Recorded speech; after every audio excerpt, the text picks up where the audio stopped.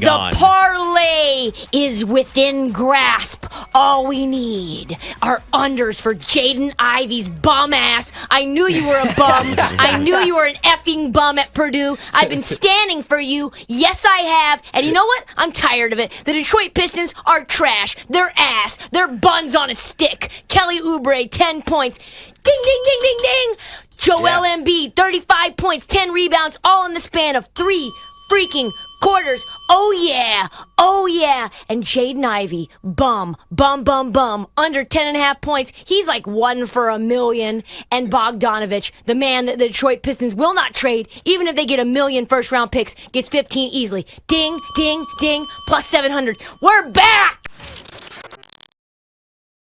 If you're wondering why Trista just walked out, what is the thing that I always say? What's my rule? Don't ring the bell until the bet hits. What happened? I said don't talk about Jaden Ivey. Jaden Ivey just went to the free throw line and went over his points.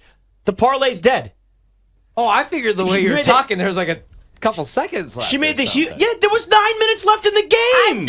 I tried to warn you. I said, stop doing this performance. You're not in the clear yet. I'm trying to figure out if Spencer Brown's going to be able to protect Josh Allen the rest of the season. You love to taunt the betting gods, and they will come back at you, and they will smite you with their lightning.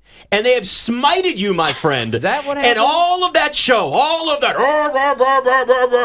look at me, I'm Trista, ring, ring, ring, ring, ring, and it's dead. It's dead because you don't listen to my advice. Questions about the Bills. You don't taunt until that happens. He was not even in the game. Why did they bring him back? There was 9 minutes left in the game. Down 40. They had Sasser in. Put Sasser in. Because you put the guys you don't like in your rotation in when you're down 30. It was a perfect time for Jaden Ivey to get back out there. He just turned the ball over. He's going to finish with 11. The betting gods looked down on you and they said, Trista, you have taunted us and now you will pay. You will pay. That was the hardest show I've ever had to do. The final hour? Talking about it and like a live game. I was like, what? This is awful. Rough. I was winning money and still I was pissed. I know. I don't know why I was so angry. I was up. Well, because it was bad football. Well, I really wanted that third grab for Quentin Johnston. That was the difference between me having like a little extra cash to play with and me maybe like going to the poker room all 3 nights this weekend. that was the difference right there. And then I forgot I bet it. So I bet it like twice throughout the day. I really liked it. And then we talked with James Coe, and he liked him too, and I was like, I'll take the damn receiving yards. But what I forgot was I woke up at like 6 in the morning, betted at BetMGM, of course, the king of sports books, and then went back to sleep, woke up, completely forgot that I did it, and then bet it again, and then checked my slips, and I was like, WTF. Way too many ducats on Quentin Johnston, who's been a complete disappointment this season. I mean, they had nobody else though, man. And he got in the end zone, which sense. freaking stinks. I know. And I saw it on social media, and I was like, okay, so he definitely probably went over, and no, still didn't. Didn't even go over his yards. They have, one of the road losses was at Arizona very early in the season, and this is really before, they made the switch with scheme. What they were able to do. Whether it was. They like to talk about this thing they call it cross the hall, and it's when the defensive coaches look at the offense and the offensive coaches look at the defense. And evidently, Dan Quinn and the defensive coaches said, Mike, you're pretty damn easy to defend right now. If you're going to keep throwing slants and not allow Dak to air things out and try and have some really good route combinations and get this tight end involved, this team's really not going anywhere offensively. And when the road loss, the San Francisco game was a disaster. The Arizona game before that, it's been a house of horrors anyway. Anytime the Cowboys play in Arizona, like really strange things happen. It's, Arizona could be a really bad team, and then all of a sudden, but they ran into an offense and very similar to what they're going to see a little bit maybe with Buffalo. With Josh Dobbs running the ball, pin and pull blocking. When I talk about down blocks and then getting guys in space, pulling guys, and then with you look at with the getting the tight ends involved. So they've played some games. The Philadelphia game, they absolutely should have won that game. We call it 9-1-1 at the end. They didn't handle that situation very well at the end with the clock going down, and they got the penalties and all that. It just kind of messed them up a little bit. But yeah, it's it's a team that I think that people now are starting to understand that the quarterback for the Cowboys is not going to make mistakes. And, they've found some rhythm with the play caller. They found some rhythm with the scheme.